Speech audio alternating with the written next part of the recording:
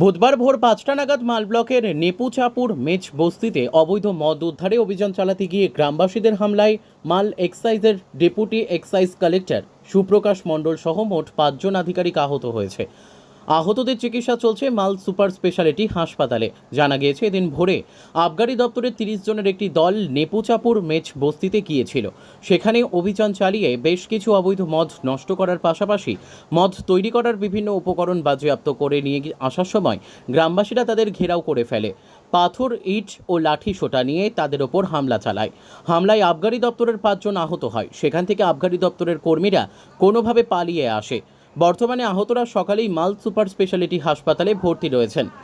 এদিন বেলা 10টা নাগাদ হাসপাতালে ডেপুটি এক্সাইজ কালেক্টর সুপ্রকাশ মণ্ডল বলেন, গ্রামবাসীদের হামলায় আমাদের বেশ কয়েকজন আহত হয়েছে। আমরা আইন অনুযায়ী ব্যবস্থা নেব। লোক আপনাদেরকে আক্রমণ করে আচমকা? মোটামুটি সারা গ্রাম ধরে লোকজন, মহিলা পুরুষ মিলিয়ে প্রায় 50 পর্যন্ত হবে। 50-60 জন। তাদের হাতে কি কি ছিল? ওদের হাতে পাথর ছিল বড় বড় আর লাঠি ছিল। আপনারা কত ফোর্স ছিলেন? আমাদের টোটাল স্ট্রেংথ ছিল, আমরা রেডে বেরিয়েছিলাম এখান থেকে টোটাল 30 জন মতো। তার মধ্যে একটা টিম আমাদের আর একটা স্পটে ছিল, ওই টিমে 7-8 জন ছিল।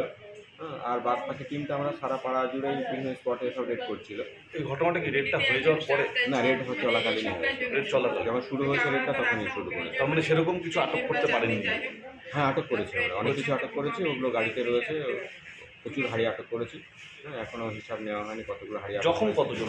আপনিও দেখছেন মাথা ফেটে গেছে আপনার। জখম হয়েছে আমাদের সব থেকে সিভিয়ারলি জখম হয়েছে ও হচ্ছে আমার স্টাফ, ও বেশ সবচেয়ে জখম কি হয়েছে। নাম?